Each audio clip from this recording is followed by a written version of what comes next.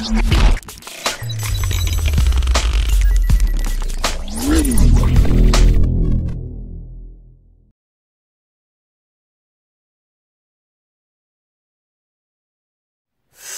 à tous, on se rejoint aujourd'hui pour le test très attendu de ce qui est pour moi...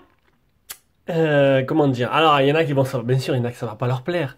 Parce qu'ils vont me dire, non, il y a mieux, il y a Pocophone et tout. Voilà, pour moi, niveau rapport prix-technologie, allez, on va rajouter ce mot-là, c'est le meilleur rapport prix du moment. Voilà, pour moi, ce téléphone-là, c'est une petite bombe en puissance. C'est un téléphone qui coûte, allez, vous pouvez le toucher, j'ai regardé dernièrement sur AliExpress, là, 200, allez, d'entre 2,40 et 2,50 suivant la couleur. Donc c'est vraiment une très bonne affaire. Alors c'est sûr, c'est AliExpress. Moi, j'ai jamais eu trop de problèmes. Au pire, tu reçois pas, tu te fais rembourser. AliExpress, c'est assez sérieux là-dessus.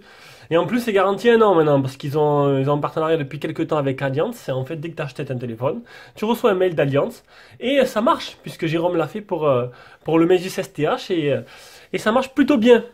Il a pu l'envoyer en réparation. Bon, ça n'a rien changé, parce que le problème venait de la ROM. Et pas d'autre chose. Donc pour vous expliquer, autant vous mettre dans le bain direct, ce Meizu 16, quelle différence il a avec le Meizu 16 TH? Donc il a appelé Meizu 16X. Les deux sont Meizu 16, c'est un peu confus, donc il y a le Meizu 16 en Snapdragon 710, c'est lui, qui a appelé le Meizu 16X, et tu as le Meizu 16 TH en Snapdragon 845, et qui a appelé aussi Meizu 16, Meizu 16 TH. Donc la différence entre les deux, elle n'est pas énorme, hein. On a le processeur, différence de processeur. On a des petites bordures qui sont un peu plus épaisses sur ce téléphone là, mais honnêtement déjà là c'est super optimisé. Alors j'ai pas eu le 16TH dans les mains, c'est Jérôme qui l'a fait, mais là déjà c'est super optimisé, super beau. J'imagine que ça va être encore mieux sur l'autre. Bon, on peut voir des petites bordures noires, il y en a qui ont chipoté, bah, tu le prends en noir au pire, tu le prends en noir, tu n'auras pas ce problème là. Après, les différences se situeront au niveau aussi de la conception du téléphone. Il y en a un qui est en céramique, je crois le STH, et celui-là il est plus conception plutôt en dessous, on va dire. Et on finira par enfin le haut-parleur en haut qui n'est pas, enfin le haut-parleur de tête qui n'est seulement qu'un haut-parleur de tête, alors que le 16TH il fait aussi haut-parleur stéréo en haut et en bas. Voilà. Donc on va commencer le test. Alors avant de commencer, il a le même problème que tous les Meizu en arrivant, parce que c'est des téléphones qui sont avec B20, voilà, modèle B20, ROM globale française, avec Google Play Store directement d'office, donc ça c'est plutôt le top. Par contre, il y a un petit souci avec les puces françaises, les puces SFR Orange. Alors Free, j'ai pas essayé, mais avec les puces SFR Orange, il y a des petits soucis. Donc vous allez l'utiliser, mais ne l'éteignez pas. Si vous l'éteignez, il y aura un petit bug de SIM qui va faire que la SIM va toujours déconnecter. Là, j'ai mis une puce Bouygues pour finir mon test. Ça m'a fait exactement comme le Meizu X8. Donc voilà. Alors sachez-le, c'est pas c'est un gros problème en soi parce que le téléphone n'est pas prévu au début pour la France et Meizu n'a pas pris tous ses paramètres en cours. Mais ne vous inquiétez pas, le 16TH, il y a une mise à jour qui est sortie, c'est bon, il est compatible. Le Meizu X8, là, j'ai eu un message d'un abonné dernièrement. Maintenant, ça y est, avec la dernière mise à jour, il est compatible. Et ce modèle-là, ça y est, Meizu au courant. J'ai fait passer le mot à Meizu, qui sont au courant et qui vont régler le problème avec une future mise à jour. Voilà. Mais dans l'état maintenant, si vous vraiment vous l'achetez, si vous avez SFR et Bouygues, vous mettez votre puce, vous ne l'éteignez pas. Sinon c'est fini, il faut attendre la mise à jour. Là j'ai Bouygues, je peux l'utiliser tranquille, vous avez vu, j'ai pas de problème de 4G. Allez, si vous aimez nos vidéos, vous voulez vous abonner, ben vous avez juste à cliquer en bas à droite, hein, tout simplement. Sinon tu mets un petit pouce bleu si tu as envie, après je t'oblige pas. Tu peux aussi aller sur Tipeee si vraiment tu es level up, que tu veux vraiment en faire plus et tu veux qu'on continue, tu vas sur Tipeee, tu nous fais un don et en contrepartie du don tu permettras d'acheter ce téléphone ou tous les autres téléphones que l'on teste. Donc ce téléphone là, alors dans le titre je vais marquer mon futur smartphone. Oui, j'ai envie que ce soit mon futur smartphone. J'attends de voir avec le reboot parce que moi je suis SFR. Alors j'ai une puce Bouygues, mais je suis SFR mon téléphone principal. Donc j'attends de voir si le reboot il le fait toujours, sinon. Donc il est déjà réservé par un cheaper, mais je sais pas encore si je le garde ou je le garde pas. Mais c'est ou lui ou le 16TH que je me prendrai, parce qu'honnêtement c'est une petite bombe en puissance et j'ai vraiment adoré durant tout ce test. Je vous dirai mes arguments tout à l'heure. Donc tu peux aller, donc tu pourrais l'acheter, mais bon il est déjà vendu celui-là, ou un autre, un futur. Donc la liste est sur Tipeee.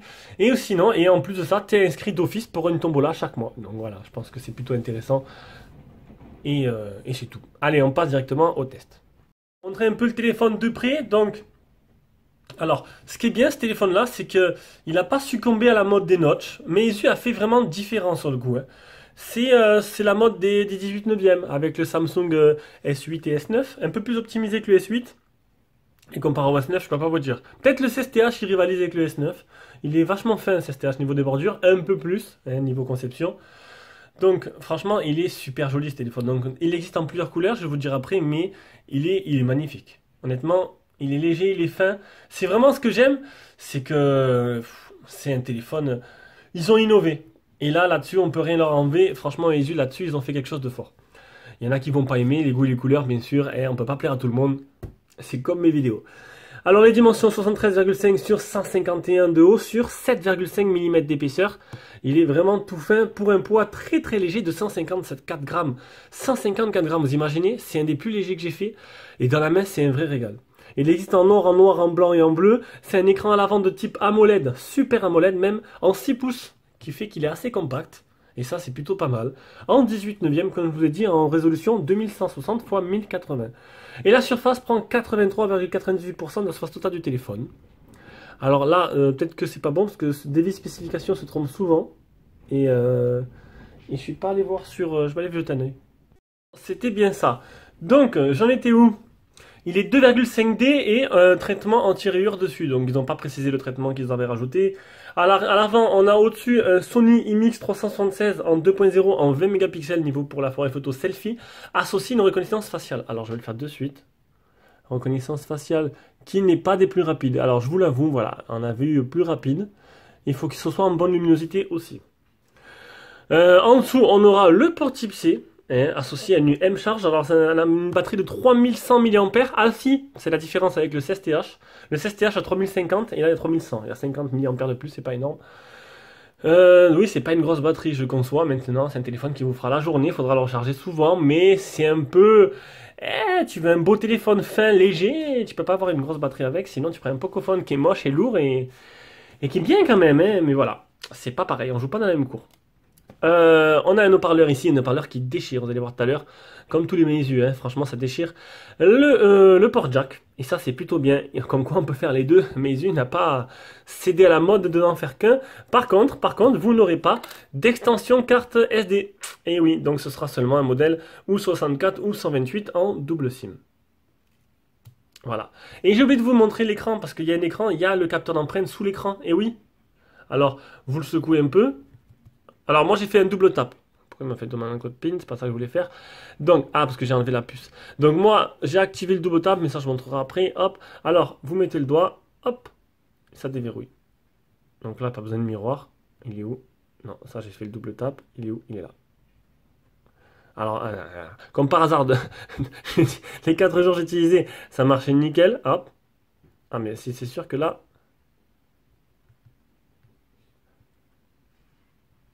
Ah mais c'est une blague, c'est vraiment une blague. Il veut pas. Alors c'est du direct. Qu'est-ce qui t'arrive aujourd'hui? T'as pas envie? Alors le truc... Voilà, donc, vous l'avez fait marcher. Non, il marche très bien. Il marche très bien, je sais pas ce qu'il a. Il veut pas. Normalement, il y a le truc qui est en permanence. Quand tu le bouges, en fait, l'empreinte se met en permanence, tu cliques dessus.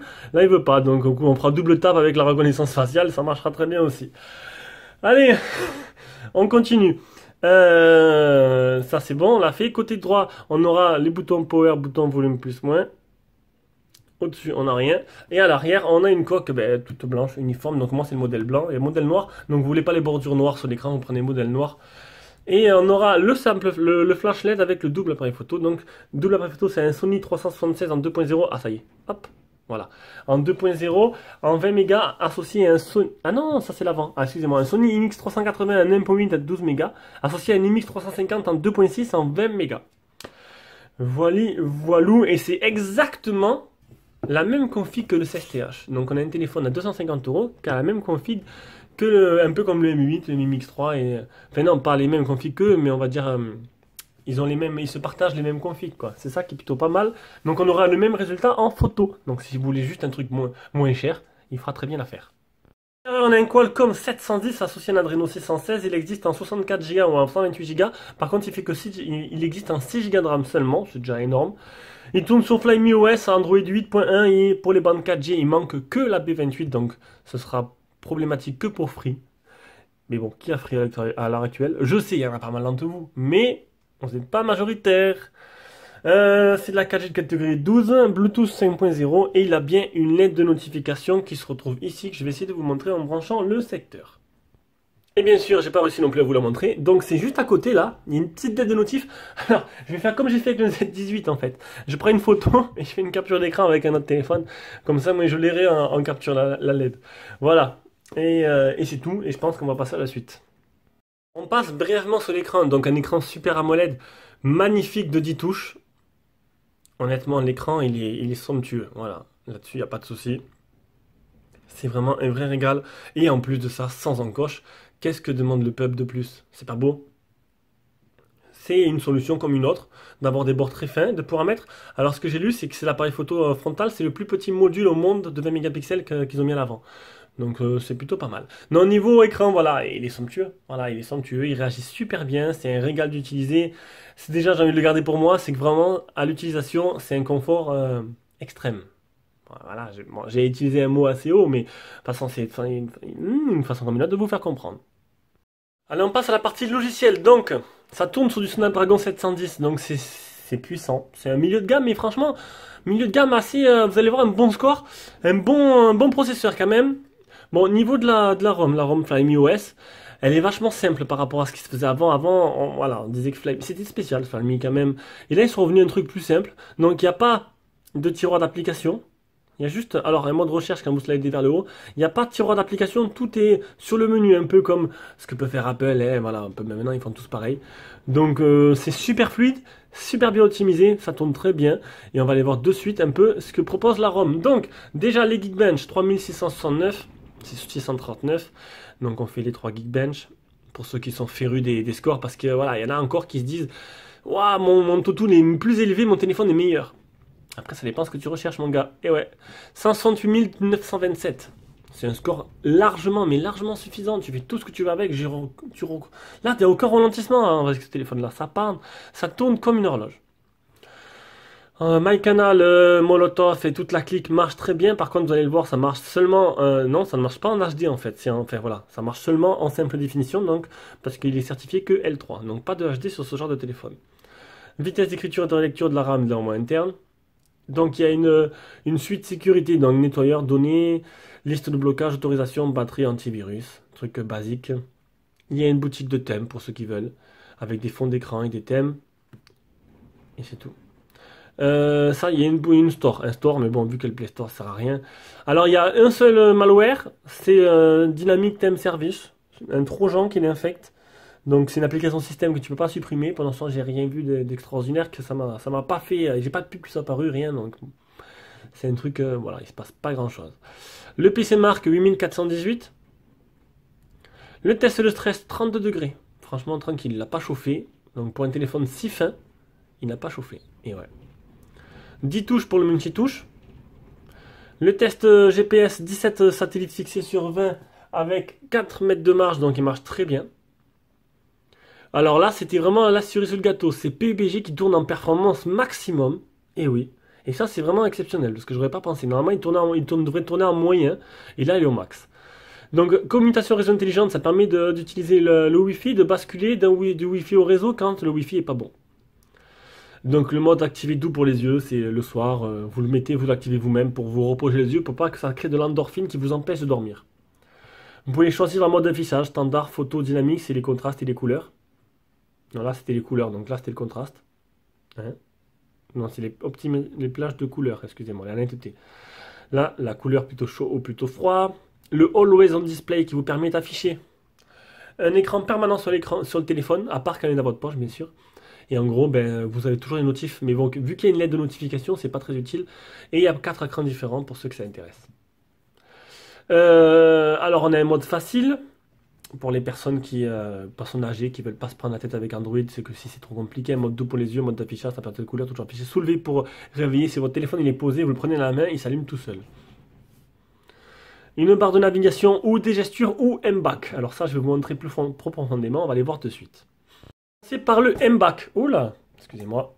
Hop, je vous rapproche un peu. Le M-Back, c'est en fait ce bouton central là. Alors, l'écran est doté de cet endroit-là une capture de pression. En fait, le MBAC, c'est Xiaomi, enfin Xiaomi, oh là là, c'est Meizu qui l'a inventé. En gros, là, tu fais un retour en faisant comme ça, mais si tu laisses appuyer, ça revient au menu central. Voilà. Il a un capteur de pression dans le bouton, dans l'écran, juste à cet endroit-là. On retourne. Donc, c'est où on met juste un bouton comme ça, ou on utilise les gestes. Donc, les gestes tout simples, hein, c'est retour, ah, pour ça, ça va au milieu, le multitâche, etc. Il y a la démo juste là, ou les barres de navigation Android tout simple. Voilà. Donc, si vous mettez les gestes, c'est très simple. Donc, c'est vrai que moi, je suis pas fan des gestes, hein, mais ça fait un écran déjà qui est quand même beaucoup, beaucoup plus joli.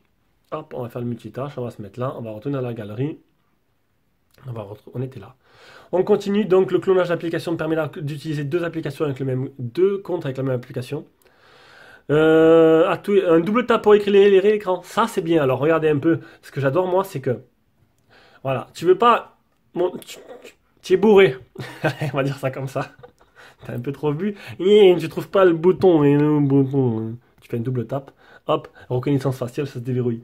Et screen off est compatible complètement. Alors que d'habitude, ça marche pas avec le capteur d'empreinte. Ça les désactive. Et bien là, tac. Ça permet de ne pas utiliser les boutons. Voilà, pour ceux qui sont comme moi, qui veulent faire attention à leur téléphone, les garder le plus longtemps possible. Enfin, longtemps. Longtemps, chez moi, c'est 6 mois. Allez. On continue. Touche intelligente. Ça peut apparaître un petit rond, en fait. C'est un petit rond comme des raccourcis avec plein de trucs qui se développent et tout. Tu peux faire... t'appuies 2 fois dessus, ça fait un retour, etc. Tu peux choisir un peu les menus. Et on arrive enfin au test batterie. Donc 66% utilisé en 13h19 avec 4 heures sur le téléphone et 13 minutes d'appel. Deuxième jour 69%. Alors là, faut pas regarder. Là, ça a duré 14 heures. Je sais pas pourquoi il a merdé. En 3h08 d'appel et 13 minutes. Troisième jour 56% en 11 heures avec 3 heures sur le téléphone et 22 minutes. Donc c'est un téléphone qui a une petite batterie qui a l'air pas mal bien optimisé et du coup qui va vous durer. C'est une batterie qui va vous durer, allez. Je vais pas dire de bêtises, une journée quoi, pas plus. Ah, faudra recharger tous les soirs. Faudra vraiment le recharger tous les soirs. Mais bon, on a affaire à un téléphone très fin, très joli, avec une petite batterie. Et voilà, vous voulez une grosse batterie, vous prenez, comme je vous ai dit, un téléphone avec une grosse batterie, tout simplement, et vous aurez un téléphone plus moche. Dans la plupart des cas. Enfin, mon avis. Hein. Allez, on se retrouve déployé sur PUBG. Donc le jeu, je vous l'ai dit, tourne en performance maximale, ce qui est plutôt exceptionnel d'ailleurs pour ce jeu. Regardez, c'est fluide en tout temps. Et j'aime le faire lui. Bah, c'est quoi ça? Je passe pas dessous ça maintenant, c'est nouveau. Allez, baisse-toi. Voilà. Allez, défonce-le. Mais je le prends un coup de poing. Voilà, hop.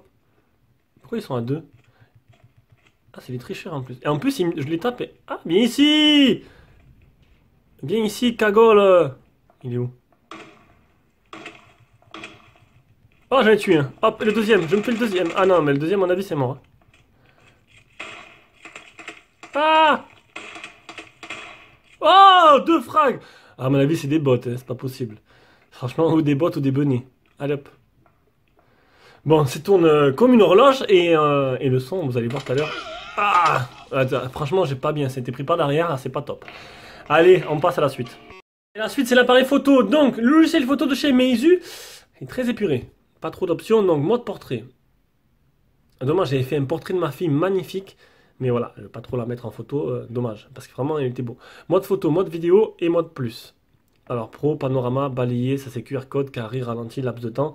Donc, mode photo, on aura le flash auto, le HDR. Alors, il est ou auto ou manuel ou non, tout simplement.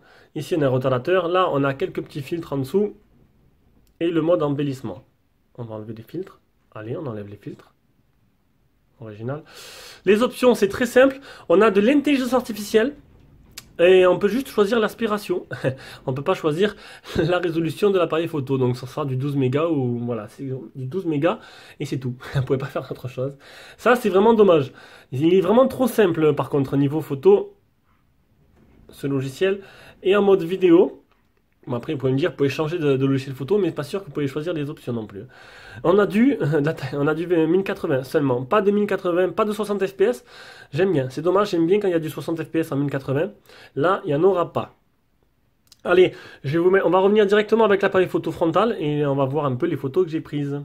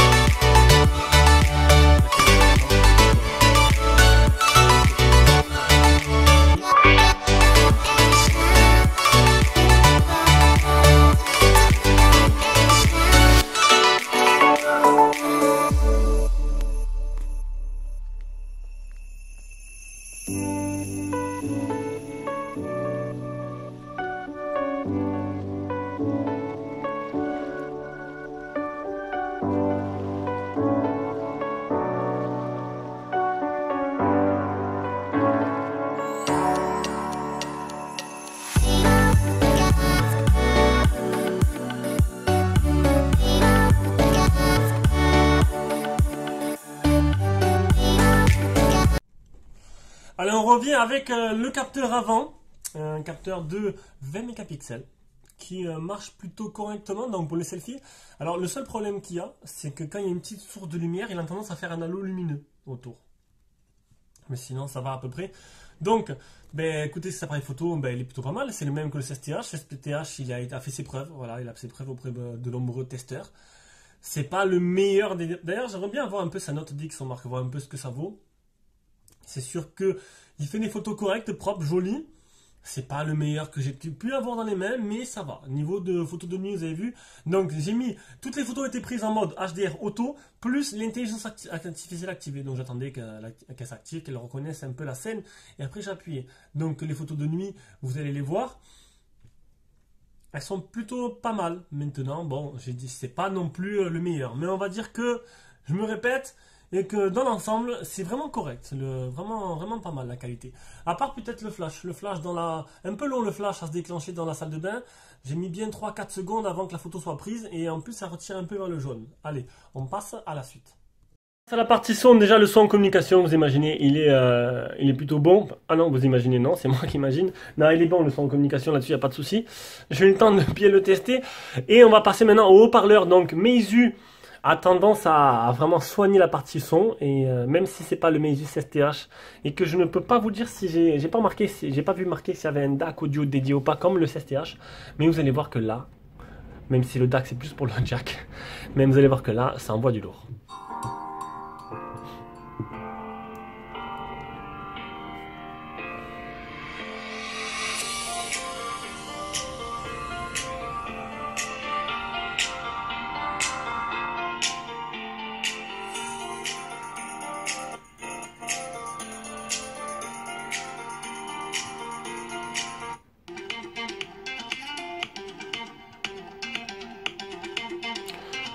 Donc c'est pas le plus puissant qui soit, mais honnêtement le son il est plutôt bon. Il est bon, il résonne bien, enfin voilà, franchement il est clair, il est propre.